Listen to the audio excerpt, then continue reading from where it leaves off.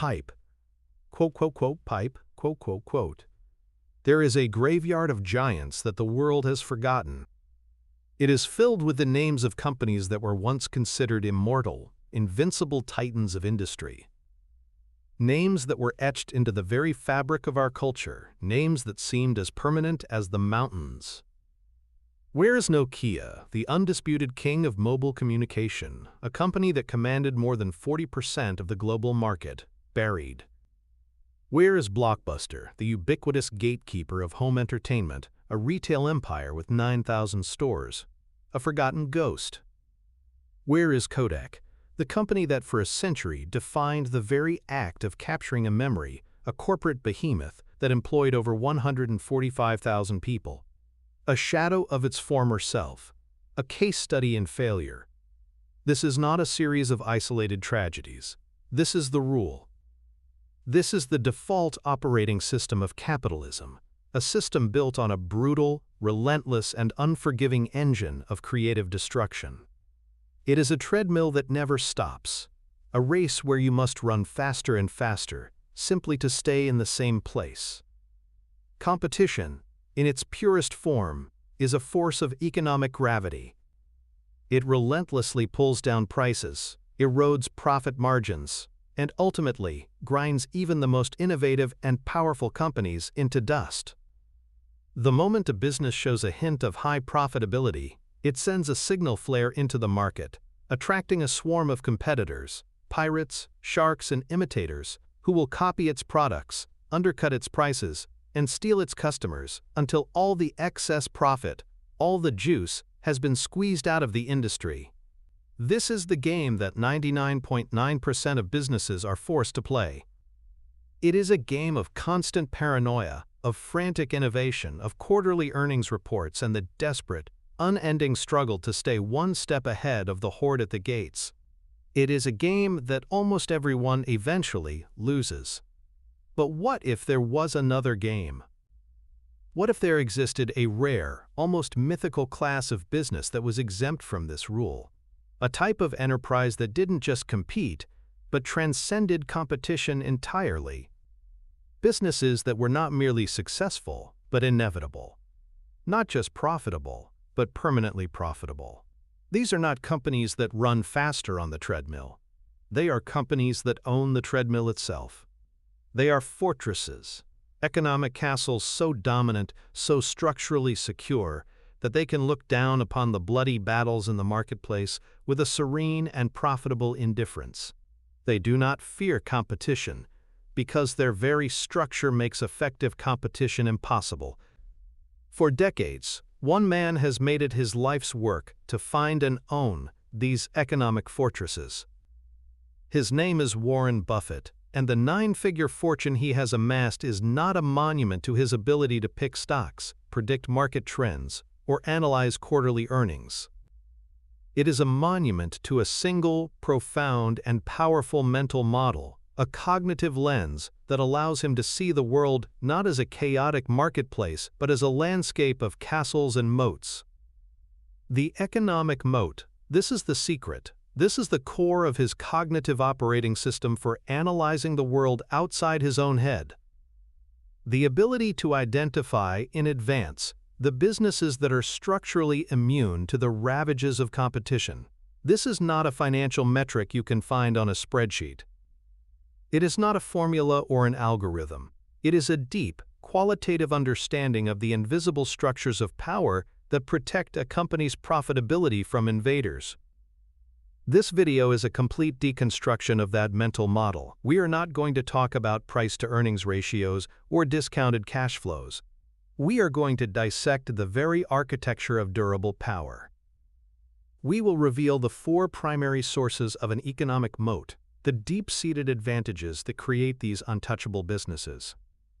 We will then equip you with the specific cognitive tools, the mental questions and frameworks that Buffett himself uses to detect the presence and strength of a moat. This is not an investing lesson, it is a lesson in power. It is a blueprint for rewiring your brain to see the world as it truly is, a world defined not by fleeting growth and noisy disruption, but by the silent, unshakable power of structural advantage. By the end of this journey, you will understand that the greatest fortunes are not made by betting on who will win the war, but by owning the bridges that all armies must cross. You will understand capitalism's final level. Before we can begin to identify an economic moat, we must first perform a difficult and necessary act of intellectual surgery on ourselves. We must excavate and remove a foundational belief that is deeply ingrained in the mind of almost every ambitious, intelligent person in the modern world: the obsession with growth. The aspiring elite are, by their very nature, addicted to the new. They are drawn to disruption, to innovation, to the story of the small, agile startup that topples the clumsy giant. The language of modern business is the language of speed, of scaling, of blitzing the market. Move fast and break things. Growth at all costs. This ethos is celebrated in every business magazine, every podcast, every conference. It is the narrative we are taught to admire, the story of progress itself. And for the entrepreneur trying to build something from nothing, it is a necessary, vital energy. But for the investor, for the allocator of capital seeking long-term wealth creation, this obsession with growth is a siren song, a beautiful and seductive melody that leads directly to the rocks of financial ruin. Warren Buffett's first and most profound mental shift, the one that separates him from virtually every other investor on the planet, was his realization that growth is not an asset, it is often a liability. Growth is the signal flare. Growth attracts competition. Growth requires immense amounts of capital to sustain, capital that is often reinvested at lower and lower rates of return as an industry matures. A business that has to constantly reinvent itself, constantly innovate, constantly fight off new attackers drawn by its success, is a business on that brutal treadmill. It may be growing, but it is running for its life. Buffett's cognitive framework does not begin with the question, how fast can this business grow? It begins with a far more powerful, far more fundamental question. How durable is this business? How inevitable is its continued existence and profitability? He is not looking for a sprinter. He is looking for a giant redwood, a living system that has been growing slowly and surely for centuries and will likely continue to do so long after we are gone. This is a profound paradigm shift, a move from valuing motion to valuing permanence. Consider one of his most celebrated investments, See's Candies. Here is a business that, by any modern metric of innovation, is a dinosaur. Its products have remained virtually unchanged for decades. Its stores look almost the same as they did in the 1970s. It is not disrupting the confectionery industry. It is not leveraging blockchain or artificial intelligence. It is, by all accounts, a boring business. And yet, it is one of the greatest investments Buffett has ever made. See's Candies has gushed cash for Berkshire Hathaway, year after year, decade after decade, requiring almost no additional capital investment. Why? Because it possesses a moat. A powerful, invisible fortress built on decades of brand loyalty, of nostalgic family traditions, of a reputation for quality that is lodged deep in the collective consciousness of its customers on the West Coast. A new, ambitious candy startup could have a brilliant marketing plan, a viral social media campaign, and venture capital funding, but it cannot synthetically create the memories of a grandmother taking her grandchild to See's for the first time, a memory replicated millions of times over 50 years. That is a fortress that money cannot buy, and disruption cannot breach. Buffett understood this. He chose the boring, durable, inevitable cash machine over the exciting, fragile, high-growth gamble. This choice is deeply counterintuitive. It runs against the grain of our very psychology. Our brains are novelty-seeking machines. We are hardwired with what psychologists call neomania, an irrational love for the new and a corresponding fear of the old. From an evolutionary perspective, this makes sense. A new tool, a new food source, a new piece of information could mean the difference between life and death. But in the world of long-term capital allocation, This instinct is poison. It causes us to overvalue complex, rapidly changing industries we do not understand and undervalue simple, stable businesses we do. Buffett's discipline is a conscious and deliberate war against this innate bias. He is actively filtering out the noise of the new to focus on the signal of the permanent. He famously said, "The most important thing to do if you find yourself in a hole is to stop digging." For investors, the hole is the endless chase for the next big thing. Buffett simply put down the shovel. To fully grasp this mental model, we must spend time with the central metaphor itself, the castle and the moat. This is not just a clever turn of phrase. It is a rich, detailed cognitive framework for understanding business dynamics. Imagine a magnificent castle. This castle represents the business itself, specifically its profitability and its return on invested capital. A wonderful business is a grand, sturdy castle, generating immense wealth for its owner, the lord of the castle. In a world without competition, any castle would be a great investment. But we live in the world of capitalism, a world filled with ambitious dukes, barons, and kings who want to take your castle and its riches for themselves. These are the competitors, and they will attack your castle relentlessly. They will try to tunnel under your walls, to scale them with ladders, to batter down your gates with rams. The quality of the lord in the castle, the CEO and the management team, is important. A brilliant and valiant leader can certainly fend off attacks more effectively than a foolish or lazy one. Many investors spend all their time analyzing the king. They read his letters to shareholders, they listen to his speeches, they obsess over his every decision. But Buffett understood a more fundamental truth. A mediocre king in an impregnable castle is a far better bet than a brilliant king in a castle with no defenses. A truly great business, a truly great investment, is a mighty castle protected by a wide, deep, and treacherous moat. The moat is the structural competitive advantage. It is the barrier that protects the castle's profitability from those who would take it. It might be a river of brand loyalty so wide that competitors cannot cross. It might be a swamp of regulatory hurdles and patents that bogs down any potential attacker. It might be a pit filled with the crocodiles of high customer switching costs, making it too painful for anyone inside the castle to leave. The wider and more dangerous the moat, the safer the castle, and the more certain its long-term prosperity. Let's extend this metaphor with the grim reality of medieval siege warfare to make it visceral. A narrow moat could be crossed with a simple plank of wood.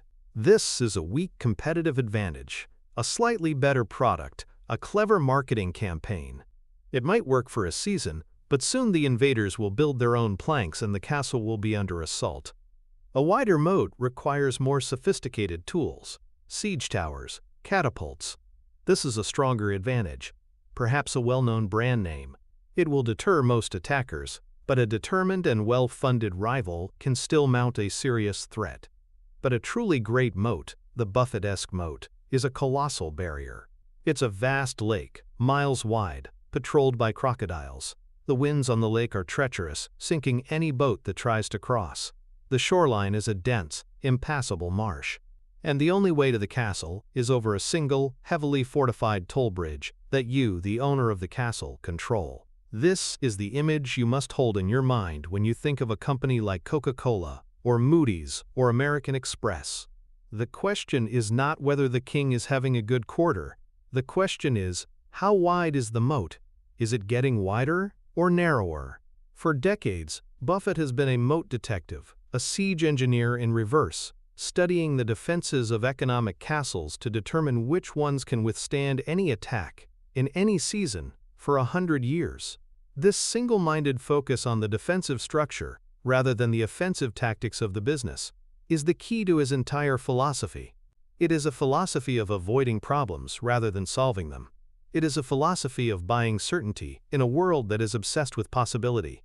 It is the psychology of durability, and it is the essential first step. Only once you have rewired your brain to seek out these fortresses can you begin to learn the specific architectural blueprints of their defenses. Now we begin the deconstruction. The architecture of these economic fortresses, these untouchable businesses, is not haphazard. Their moats are not accidental features of the landscape. They are specific, identifiable, and understandable structures of power. Decades of observation by Warren Buffett and his partner Charlie Munger have revealed that these durable competitive advantages almost always spring from one of four primary sources. We will call this the moat taxonomy. Think of it as the field guide for the moat detective, a classification system for the different species of economic defense. We will now embark on a deep, exhaustive exploration of each of the four, dedicating thousands of words to dissecting their mechanics, their psychology, and their real-world manifestations. This is the core of the framework, the technical blueprint for seeing what Buffett sees. The first and perhaps most powerful type of economic moat is built from intangible assets. This is the invisible fortress. These are advantages that you cannot see on a balance sheet, that you cannot touch or measure with precision, yet they represent some of the most formidable barriers to competition ever created. They exist not in the physical world but in the minds of consumers or in the legal frameworks of governments.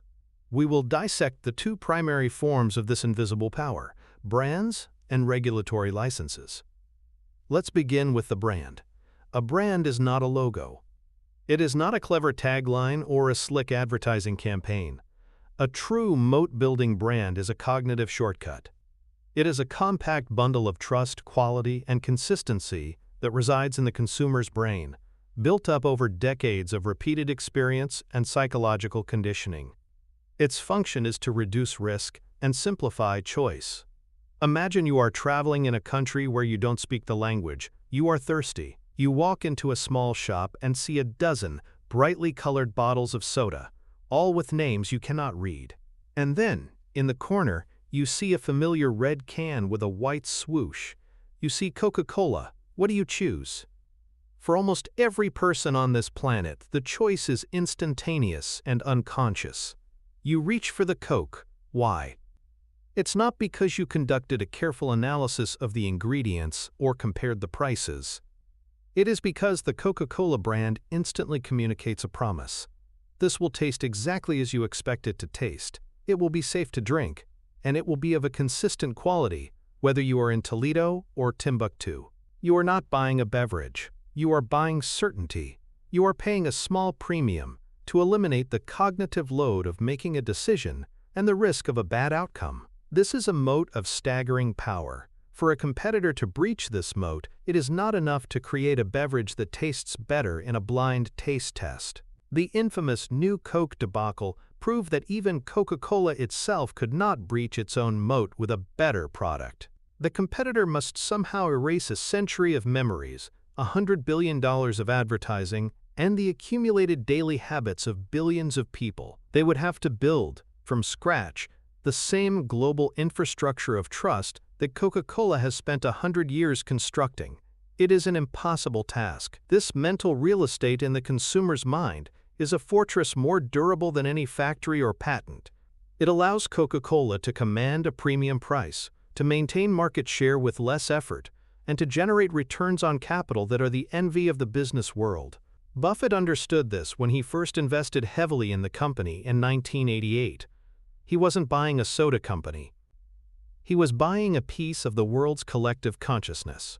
He saw the invisible fortress. Now consider the second form of intangible asset, a moat that is even more brutal and absolute: the regulatory license or patent.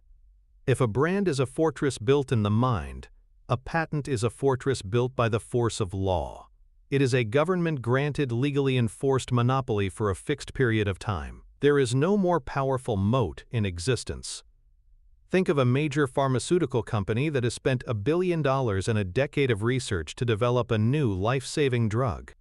Once that drug is approved, it is granted a patent, typically for 20 years. For those 2 decades, that company is the only one legally allowed to sell that drug. They can set the price at a level that not only recoups their research costs, but generates immense profits. Competition is not just difficult, it is illegal. The government itself stands as the armed guard at the gate of the castle, repelling all invaders. Any competitor who tries to make a generic version will be sued into oblivion. This is the very definition of an untouchable business, at least for the life of the patent. The profits generated from these patented drugs can then be used to fund the research for the next generation of drugs, creating a powerful, self-sustaining cycle of innovation and monopolistic profitability. A similar, though more permanent version of this moat exists for companies that operate with exclusive government licenses. Consider the credit rating agencies, Moody's and Standard & Poor's. For a company to issue corporate bonds, or for a financial instrument to be held by certain institutions, it must, by law, be rated by one of these accredited agencies. This is not a choice. It is a regulatory requirement. This creates what is effectively a duopoly, a two-castle kingdom sanctioned by the very plumbing of the global financial system. A new startup could have the most brilliant analysts and the most sophisticated algorithms for assessing credit risk. But without the regulatory stamp of approval, they simply cannot compete. They are locked out of the market by law. This is a moat of pure, unadulterated power. When you see a business whose profitability is protected not by clever strategy but by a government decree, you are looking at one of the deepest and most formidable moats in capitalism. The second type of moat in our taxonomy is built on switching costs. This is the prison of convenience, the golden handcuffs. A business with this moat makes it difficult, expensive, or painful for a customer to switch to a competitor, even if that competitor offers a better price or a superior product. These costs are not always monetary. They are often psychological, procedural, and operational. The human brain is a machine wired for efficiency. It seeks to minimize effort and automate decisions. It loves routine and hates disruption. Businesses that successfully embed themselves in the routines and workflows of their customers are building a powerful moat of pure inertia. We will explore the two dominant forms of this moat: system integration in the business-to-business world and the ecosystem of habit in the consumer world. Let's first examine the B2B landscape. Imagine a large corporation that runs its entire financial, logistical, and human resources operations on software from a company like Oracle or SAP. This software is not a simple program on a desktop. It is the central nervous system of the organization. It is deeply integrated into every process, every department. Thousands of employees have been trained to use it. Decades of historical data are stored within its proprietary format. Now, a new competitor comes along with a software solution that is 10% cheaper and perhaps 5% faster. Will the corporation switch? The answer is almost certainly no. The monetary cost of the new software licenses would be a tiny fraction of the true switching cost. The real cost would be astronomical. They would have to migrate decades of data, a risky and complex process. They would have to retrain thousands of employees, leading to massive downtime and lost productivity. They would have to redesign all their internal workflows and processes that have been built around the old system. The operational risk of something going wrong during the transition, a loss of critical data, a major business interruption, is terrifying to a CEO or a board of directors. The pain, risk, and cost of switching are so immense that the incumbent provider, Oracle in this case, can continue to charge high prices, provide mediocre customer service, and be slow to innovate, and they will still retain their customers. The customers are locked in. They are prisoners of convenience. They will complain, they will grumble, but they will pay the annual maintenance fees because the alternative is simply too painful to contemplate. This is a brutally effective moat. It doesn't rely on customer love or brand loyalty. It relies on a cold, rational calculation of pain. Any business that becomes the default plumbing for an industry, the standard around which others must build, is constructing a formidable switching cost moat. Now let's turn to the consumer world, where the switching costs are often more psychological than monetary, but no less powerful. This is the moat of the ecosystem, and its master architect is Apple. If you buy an iPhone, you are not just buying a phone. You are buying a ticket into a seamlessly integrated walled garden. You buy your apps from the App Store. Your music and movies are in your iTunes library. Your photos are automatically synced to iCloud. Your contacts and calendars are tied to your Apple ID. You buy an Apple Watch, and it works perfectly with your iPhone. You buy AirPods and they pair instantly. You buy a MacBook and all your files, messages, and photos are right there waiting for you. It is a beautiful, frictionless, and convenient experience. But it is also a prison, albeit a very comfortable one. Now imagine you want to switch to an Android phone. What is the true cost? The new phone might even be cheaper. But the switching cost is immense. You have to repurchase your apps on the Google Play Store. You have to figure out how to migrate your music and movie library. You have to transfer all your photos from iCloud to Google Photos, a non-trivial task. Your Apple Watch no longer works.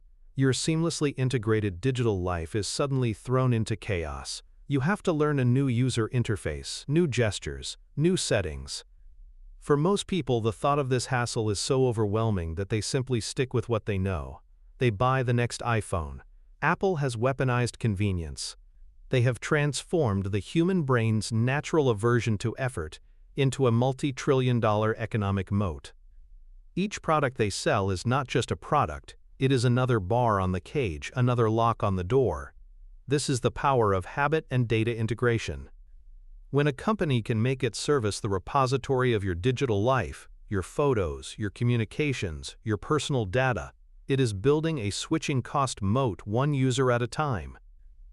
The more you use the service, the more data you pour into it, the more valuable it becomes to you and the more painful it would be to leave. This creates a powerful customer captivity that allows for sustained profitability year after year. The third moat in our taxonomy is powered by network effects. This is perhaps the most elegant and powerful moat of all, the gravity of value. A business with a network effect is one where the value of the product or service increases for every new user who joins the network. This creates a powerful feedback loop, a virtuous cycle that can lead to a winner-take-all dynamic, where one company achieves unstoppable momentum and total market domination. An established network becomes a force of nature, like gravity, pulling more and more users into its orbit until it becomes the undisputed center of its universe. We will examine the two key types, direct network effects and two-sided network effects. First, let's deconstruct the direct network effect.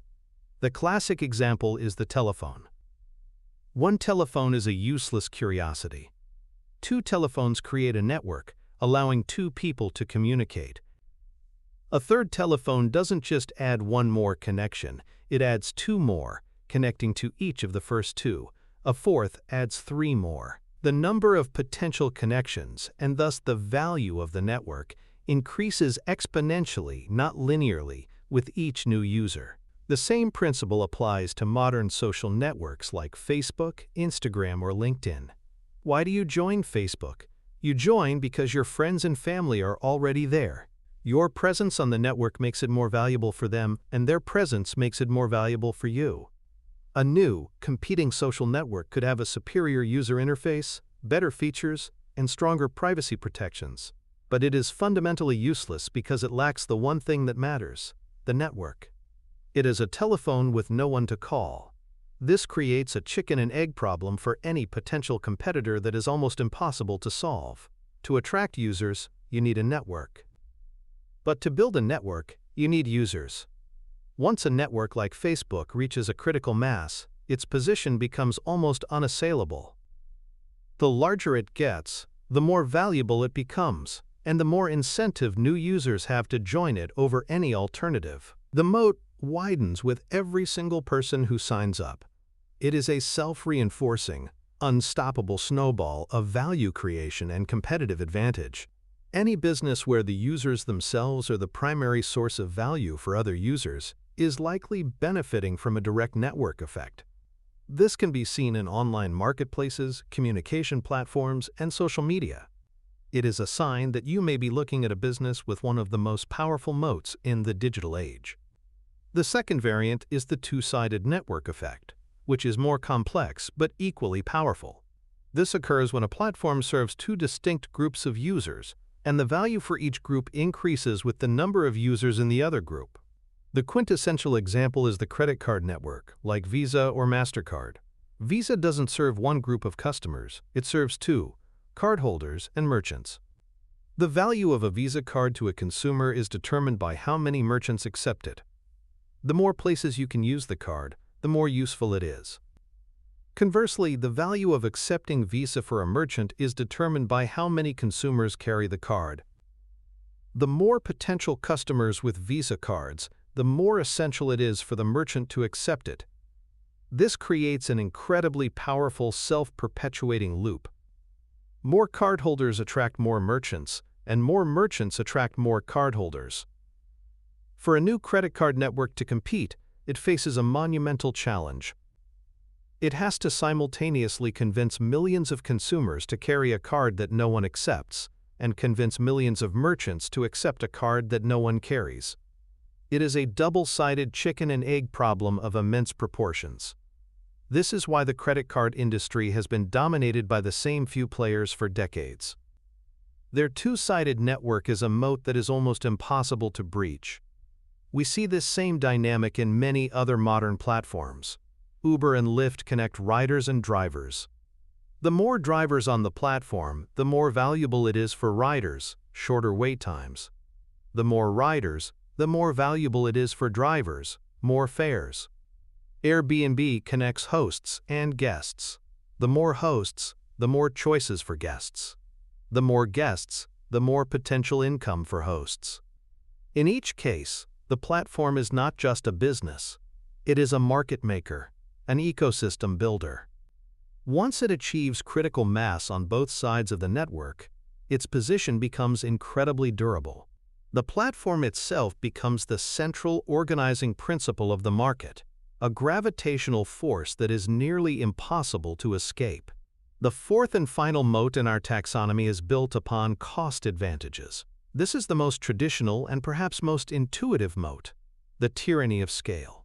A business with a durable cost advantage can produce its product or offer its service at a consistently lower cost than its rivals. This allows it to do one of two things.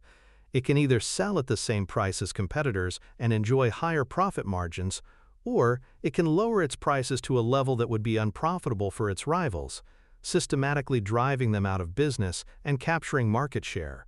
This is a brutal and effective weapon in the competitive landscape. These advantages typically arise from two main sources: economies of scale and unique process or location advantages. Let's first explore the crushing power of scale. Economies of scale exist when a company's cost per unit decreases as its production volume increases. The biggest players in an industry can often leverage their size to create a cost advantage that smaller rivals simply cannot match. The modern masters of this moat are companies like Walmart and Amazon. Consider Walmart. As the largest retailer in the world, it buys products in gargantuan quantities. This gives it immense bargaining power over its suppliers. It can demand and receive lower wholesale prices than any of its smaller competitors. This is the first layer of its cost advantage. The second layer is logistical efficiency. Walmart's vast network of distribution centers is a marvel of optimization, allowing it to move goods from supplier to store shelf at a lower cost per item than anyone else. Third, it can spread its fixed costs, things like advertising, IT infrastructure, and corporate overhead, over a massive base of sales. The cost of a multi-million-dollar television ad campaign, when divided by hundreds of millions of customers, is pennies per customer. For a small regional competitor, that same ad campaign would be prohibitively expensive. These multiple layers of scale-based advantage combine to create a deep and wide cost moat. Walmart can consistently offer everyday low prices not because it's a benevolent company, but because its very structure allows it to operate at a cost level that would bankrupt its smaller rivals. Any competitor wishing to challenge Walmart must not only match its prices, but do so with a higher cost structure. It's a losing battle from the start. Amazon has taken this to an even greater extreme in the digital realm, with its massive server farms for Amazon Web Services and its unparalleled network of fulfillment centers, creating a cost structure for e-commerce and cloud computing that is nearly impossible for competitors to replicate. The second source of cost advantage comes from unique processes or locations. Sometimes, a company develops a smarter, more efficient way of doing business that gives it a structural cost edge, even without massive scale. The classic example is Geico. For decades, the auto insurance industry was dominated by companies like Allstate that used a network of independent agents to sell policies. These agents were a major cost, taking a commission on every policy sold. Geico pioneered a direct-to-consumer model, using the mail and telephone to bypass the expensive agent network entirely. This fundamentally lower-cost business model allowed them to offer lower premiums to customers, which in turn attracted more customers and allowed them to grow rapidly. Their process was their moat. Another form of this is a location-based advantage. Imagine a quarry that owns the only source of a specific type of high-quality gravel within a 50-mile radius of a major city. The gravel itself might not be special, but the cost of transporting heavy materials like gravel is very high. A competing quarry 50 miles away would have to add a huge transportation cost to its price, making it uncompetitive. The first quarry has a location-based cost advantage, a simple but effective moat that protects its profitability in its local market. Similarly, a company that has an exclusive government contract to be the sole waste management provider for a city has a location-based monopoly. Its cost to serve each house is lower because of the density of its route, an advantage no competitor is allowed to challenge. This is the tyranny of scale and process. It is a moat built on the cold, hard mathematics of efficiency. It may be less glamorous than a world-famous brand or a viral network effect, but a durable cost advantage is a relentless and powerful force for grinding competitors into submission and generating predictable, long-term profits. We have now deconstructed the four primary architectures of an economic moat: intangible assets, switching costs, network effects, and cost advantages. Understanding these structures is the first step. It gives you the theoretical knowledge of what a fortress looks like. But theory is not enough. An aspiring doctor can memorize a textbook of anatomy, but that does not make them a surgeon. You must learn to move from theory to practice. You need to develop the cognitive tools and mental frameworks to identify these moats in the messy, chaotic real world. You must become a moat detective. Warren Buffett, over his long career, has developed a specific set of mental instruments, a toolkit of questions and thought experiments that he uses to probe a business, to test its defenses, and to determine the true width and durability of its moat. This is not a checklist, but a way of thinking. We will now equip you with four of his most powerful cognitive tools. First is the 20-year test. This is Buffett's primary filter, the first question he asks, to screen out the vast majority of businesses and industries from his consideration. The question is this: what is the probability that this industry and this company will look largely the same in 20 years as they do today? This is a profound question because it is a direct assault on the neomania we discussed earlier. It is a filter designed to eliminate industries characterized by rapid, unpredictable change. Buffett is not trying to predict the future. He is trying to find pockets of the economy where prediction is not necessary.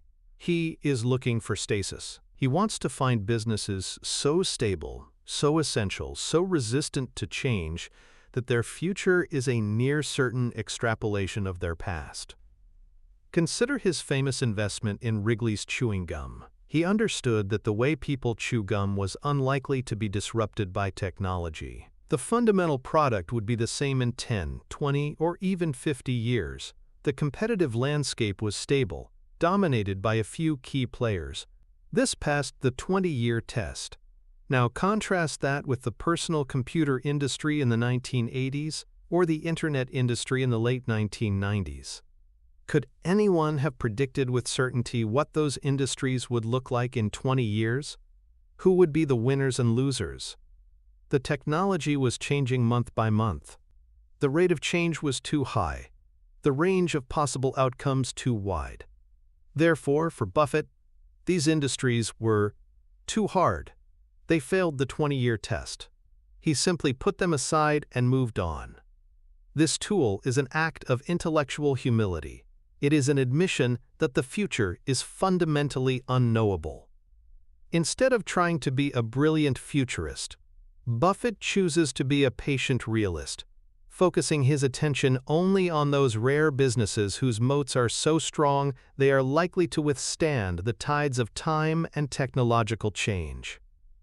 It is a powerful filter for avoiding mistakes. The second tool in the detective's kit is the gross margin interrogation. This moves from a broad qualitative assessment to a specific quantitative clue. While Buffett is not a slave to numbers, he knows how to use them as evidence. One of the most telling signs of a healthy moat is a long history of high and stable gross profit margins. Let's break this down in simple terms. Revenue is the total amount of money a company brings in from sales. The cost of goods sold is the direct cost of producing whatever it sells. Revenue minus the cost of goods sold gives you the gross profit. The gross margin is that gross profit expressed as a percentage of revenue. Why is this so important? A consistently high gross margin, say above 40%, is a strong indicator that a company has pricing power. It means the company can charge a price for its product that is significantly higher than the cost to produce it, and customers will still pay it. This pricing power is a direct symptom of a moat. A company with no moat in a highly competitive industry has no pricing power. If it tries to raise prices, its customers will simply flee to a cheaper competitor. Its gross margins will be thin and constantly under pressure. A company with a powerful brand like See's Candies can raise its prices year after year to account for inflation, and its loyal customers barely flinch. This results in stable, healthy gross margins. A company with a patent on a drug can charge a very high price, leading to astronomical gross margins. A company like Microsoft can charge a high price for its Windows operating system because the switching costs for the entire world to move to a new platform are immense. The gross margin interrogation involves looking at a company's financial statements for the last 10 or 20 years. Are the gross margins high? Are they stable, or are they volatile and declining? If they are consistently high and stable, it is a powerful piece of evidence that a moat exists. It tells you that the castle is not just standing, it is successfully and consistently taxing its inhabitants. It prompts you to then go and identify the specific structure, the brand, the patent, the switching cost that is generating that pricing power.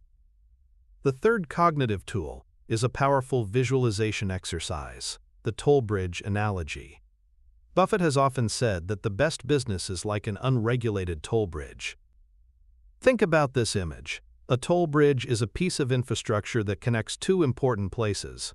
If you want to get from one side to the other, you must cross the bridge. And to cross the bridge, you must pay the toll. The owner of the bridge has a monopoly. It doesn't have to worry about a new, disruptive bridge being built next to it, especially if it's the only geographically feasible crossing point. The owner can raise the toll slightly every year to keep up with inflation, and the customers will complain, but they will pay. The bridge requires very little maintenance capital, yet it gushes cash day after day. This is a visualization of a perfect economic moat. When Buffett analyzes a business, he is trying to determine if it functions like a toll bridge. He is looking for businesses that control a critical choke point in an economy or industry. For example, the Visa and MasterCard networks are the toll bridges of global commerce. If a merchant wants to accept digital payments and a consumer wants to pay digitally, they must cross the Visa bridge and pay a small toll on every single transaction. A railroad that owns the only track connecting a rich coal mine to a major port is a toll bridge. A pipeline that transports oil from a major production field to a refinery is a toll bridge. Google's search engine is the primary toll bridge to the information on the internet. Businesses that own these critical intersections have immense power. They are not just participating in the economy, they are taxing it. The toll bridge visualization is a mental model for identifying businesses that are not just good, but essential. It filters for monopoly or duopoly power. When you can look at a business and say, "This is the bridge that everyone must cross," you are likely looking at a business with a very, very wide moat. The fourth and final tool is the ultimate gut check, a thought experiment Buffett runs to test the true strength of a company's defenses. We will call it the unlimited capital war game. The exercise is this. Imagine you are given a blank check, an unlimited amount of capital, and the ability to hire the most talented managers in the world. Your sole mission is to create a new company to compete directly with the business you are analyzing. Do you believe you have a high probability of succeeding and earning a decent return on that massive investment? This is a brutal and clarifying test. Let's run the simulation. Take Coca-Cola. You have unlimited capital. You could build the most modern bottling plants, hire the best chemists to create a better-tasting soda, and launch the biggest advertising campaign in history. But could you dislodge Coca-Cola from the 200 countries where it is sold? Could you erase the brand from the minds of billions of people? Could you replicate its unparalleled global distribution network that puts a Coke within arm's reach of almost every person on Earth? The odds of success are terrifyingly low.